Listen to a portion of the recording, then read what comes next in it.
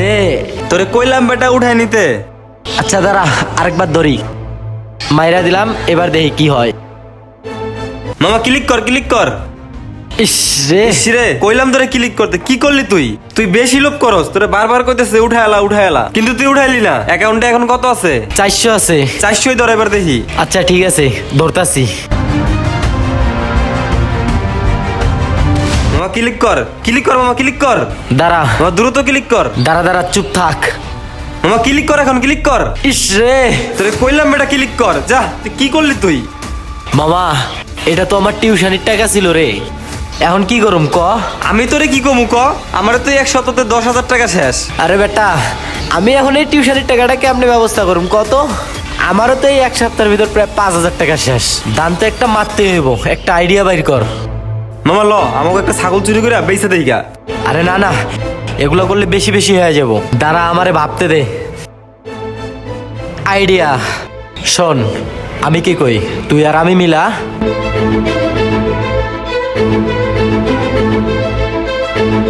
কি কইছি বুঝছস? তোরে যেমনে যেমনে কইছি এমনে এমনে করবি। তুই খালি আমার তালে তাল মিলাবি, যা করার লাগে আমি করবো। গুড আইডিয়া মামা, তাহলে চল। চল তাহলে। মামা শুভর বাসার সামনে তো আইলাম, তাহলে শুভর একটা ফোন দে। দাঁড়া দিতাছি। হ্যালো শুভ। হ্যাঁ জীবন বল। তোর বাসার সামনে আয় তো। বাসার সামনে? হ। থাক আইতেছি। আচ্ছা ঠিক আছে।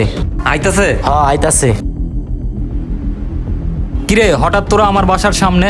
মামা, একটা বিপদে পড়া তোর কাছে আইছি। সকালবেলা আব্বুর ওষুধ আনবার যায়া টাকাটা হারাই ফেলাইছি। তোর কাছে টাকা 1,000 থাকলে আমার দেনা রে, আব্বুর ওষুধ আনার লাগবো।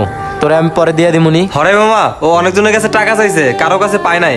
তোর কাছে তো টাকা থাকে, থাকলে দে না মামা, অনেক উপকার হইব। কি কস? আঙ্কেলের আবার কি হয়েছে? গতকালকে না দেখলাম আঙ্কেলে বাজার করতেছে। আরে মামা আর কইস না, কালকে রাত্রেবেলা আব্বা স্ট্রোক করছে, এই জন্য আব্বারে ইমার্জেন্সি ভাবে মেডিকেলে ভর্তি করাইছি। থাকলে দেনা রে, আমার অনেক বড় উপকার হইতো।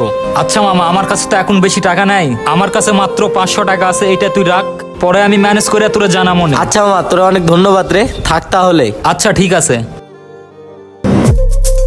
মামা 500 তো ব্যবস্থা হইলো, 500 দিয়ে আর কতক্ষণ খেলবি? আরে দাঁড়া, ব্যবস্থা তো একটা করুম।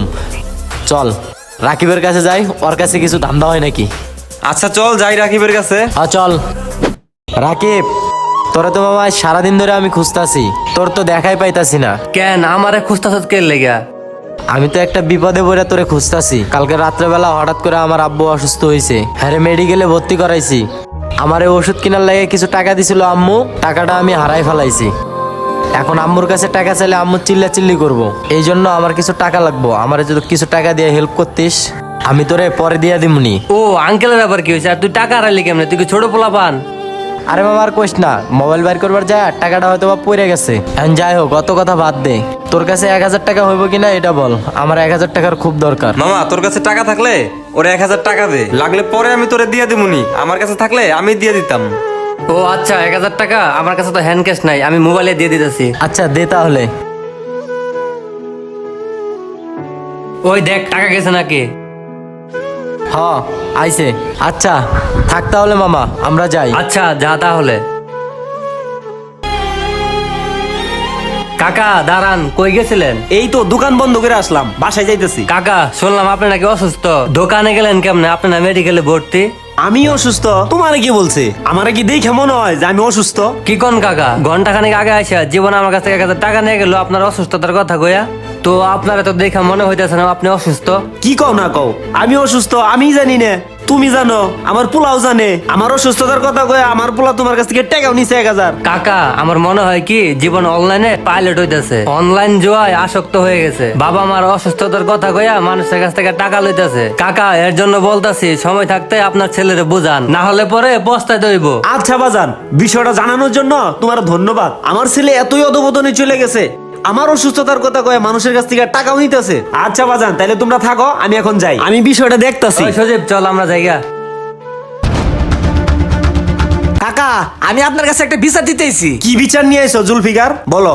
আপনার ছেলে জীবন, আমি স্কুল যাওয়ার পথে আমার আম্মু আমাকে 20 টাকা দিছিল, সেই 20 টাকা আমার কাছ থেকে কেড়ে নিছে। আর ওই 20 টাকা দিয়ে আমার বলে সিগারেট আনতে, সিগারেট আইনা দেন দেখে আমার মারধর করছে। আপনি কোন আমি কি সিগারেট খাই? 20 টাকা নিছে আমারই বলে আবার সিগারেট আনতে। দেখছেন আপনার ছেলে কত বড় বেদব, ওর চেহারা দেখে মনে হয় ও নেশা করে। ওর একটু কাকা শাসন করেন। শালার পোলাডারে নিয়ে আর পারলাম না, হাঁটুর বয়সী পোলা বানাইছে, ওর নামে বিচার দিয়া যায়। ওরে নিয়ে যে আমি কি করুম, ওর লেগে আমি এলাকায় মুখই দেখাইতে পারতাছি না। এতদিন ধরে এই এলাকায় থাকি, কেউ আমার আঙ্গুল দিলে কথা কইতে পারে নাই। শুধু তোর কারণে মানুষ এসে বাড়িতে বিচার দিয়া যায়। কেন আমি আবার কি করছি? কি করছে বুঝে না, শহরের বাচ্চা মানুষের কাছে আমার নামে কি কয়ে বেড়াইছস? আর তুই শুভকর কাছে কি কইছস? তুই নাকি কইছস আমি স্টক করছি? স্টক করার কথা কয়ে তুই শুভকর কাছ থেকে টাকা নিছস। আবার এলাকার মানুষ কইতাছে তুই নাকি জুয়া খেলস, তুই নাকি নেশা পানি করস। শুন, তুই একটা কাজ কর, আল্লাহর কাছে দোয়া কর, আল্লাহ যেন চালু চালু আমার মৃত্যুবরণ করে। তাইলে আর এই কুকর্ম আমার দেখতে হইব না। আমি মরে গেলে সব কিছু করতে পারবি, তাতে আর তোরে কেউ কিছু কইব না।